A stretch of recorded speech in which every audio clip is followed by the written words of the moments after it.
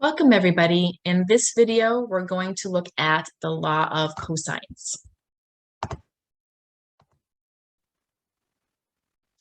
The law of cosines is particularly helpful in solving triangles of the form SAS and SSS.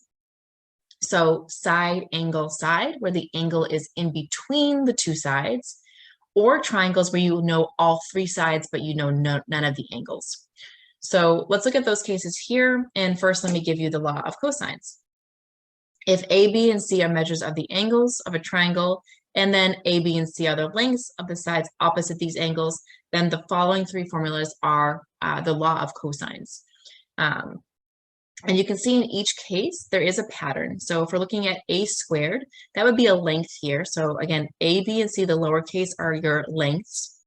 You would take the squares of the other two sides and add them, very similar to like the Pythagorean theorem, not quite the same, but similar. And then you subtract twice the length of BC times the cosine of angle A. So you notice that the side here is related to the angle across from it. And then you have similar setups in the other formulas. So let's go ahead and look at an example.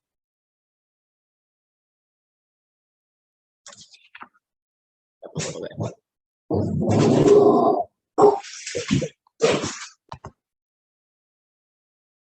Okay, so let's go ahead and get started. We're going to solve a triangle with A equals 60 degrees, B, the length equals 20, and C, the length equals 30. Notice that this is a side angle side triangle, meaning that if you go kind of around the circle, you have a side, then an angle, and then a side. So you have that angle right in between two sides, and that's really important here. In the last video we looked at, they were a little bit different, where you only had one angle, but the angle was not in between the two sides, right? It was on the outside. So those were the side angles, SSA. So a little bit different procedure here, depending on where that angle is located. So the first thing you want to do if you have a triangle like this is you want to find the missing side using the law of cosines. So in this case, and again, I just labeled A, B, and C. It just helps to just throw those labels in there to keep organized. The only side that I'm missing is A. So using my formula here, I have that A squared is equal to B squared, C squared minus 2 times B times C times the cosine of angle A. So let's see, B is 20, C is 30, just plugging in those values, and then cosine of 60 degrees. Now this is something that you can just do in your calculator. You can really just do it in one shot if you want to. If you want to do some of the pieces first, you can. 20 squared is 400, 30 squared is 900. And then if you multiply here, 2 times 20 is 40, times 30 is 1200. And then the cosine of 60 is 1/2 or 0.5. So if you want to break it down further, you can, or you can just put the whole thing into your calculator and that's fine too. In this case, we know the cosine of 60 degrees, so I can substitute in half very easily. But if you don't know the cosine of the angle, then you're just going to use your calculator, so it's fine. And when all that is simplified, you get 700. And then we're going to go ahead and take the square root of both sides. Now here, I definitely take only the positive square root because I'm looking for a length of a side, and your lengths are going to be positive. So it's about 26.5 if I use my calculator, just taking that square root of 700 and rounding to one decimal place. All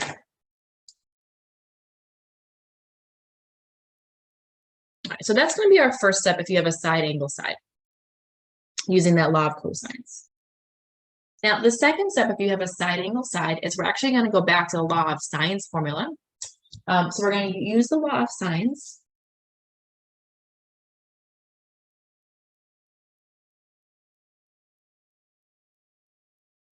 To find the angle opposite the shorter of the two given sides. And the reason we do that is because this angle is always acute. So you could have a triangle with three acute angles, or you could have a triangle that has one obtuse side and two acute angles. But we do know that there's a pattern there, right? The smallest length would be across from the smallest angle. So that angle would have to be acute no matter what possibility you're in. So just easier to start that way. So let's see, in this case, I have 20, 26, and 30. So the shorter of the two given sides, which would be 20 here, that's what I'm going to work on first, and I'm going to look at this angle first.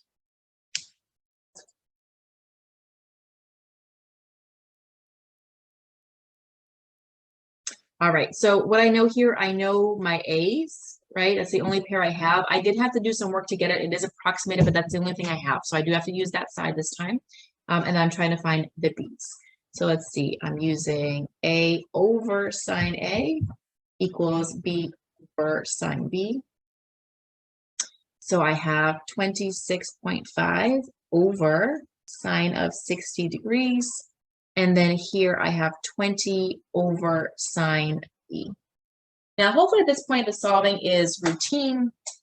I'll do this one out for you guys, but it's the same techniques we were using in the last video.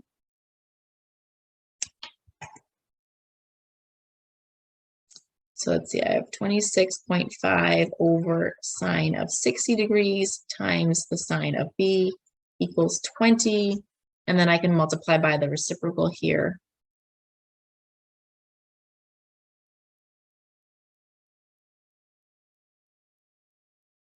To solve.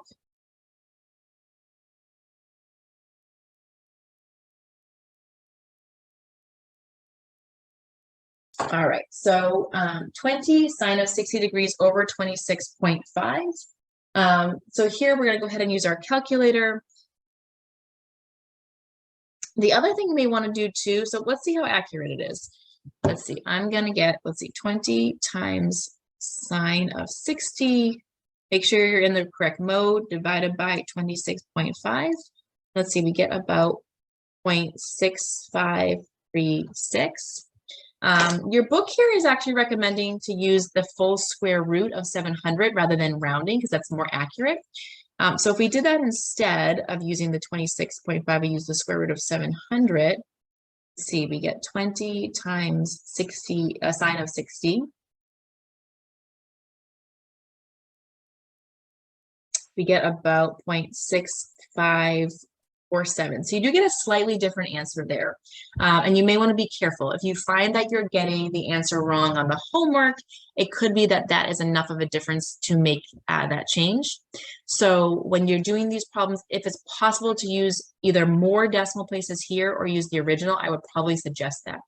So I'm going to go ahead and make that change. Instead of using my rounded answer, I'm going to be a little bit more accurate because that's a pretty big difference there, and use that square root of 700. So let's stick with this version here instead.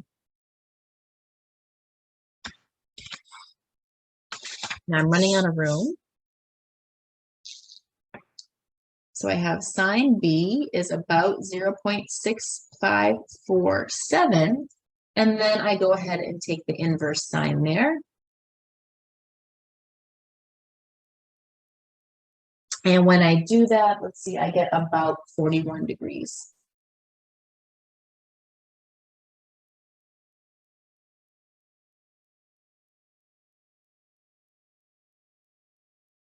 Okay, so you can see if I take that inverse sine, I get, it's 40.896, so about 41 degrees. If I use my other version, let's see what happens. You also end up at 41 degrees. So that time it's close enough where you still get the correct answer, but it's just something to watch out for. If you're doing the homework and you're finding like you're so close, but you're always a little bit off, then just be careful here. Use the original root value, that square root of 700, or just more decimal places in your work, and that usually will help fix the issue. All right, so my angle there is 41 degrees. Okay, now I can find the third angle very easily. So once I have that angle, remember that I know that everything is going to add up to 180 degrees.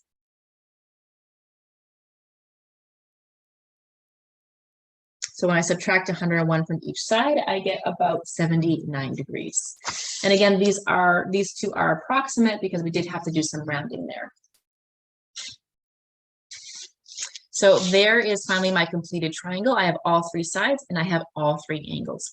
So this is the process you want to use for SAS triangles.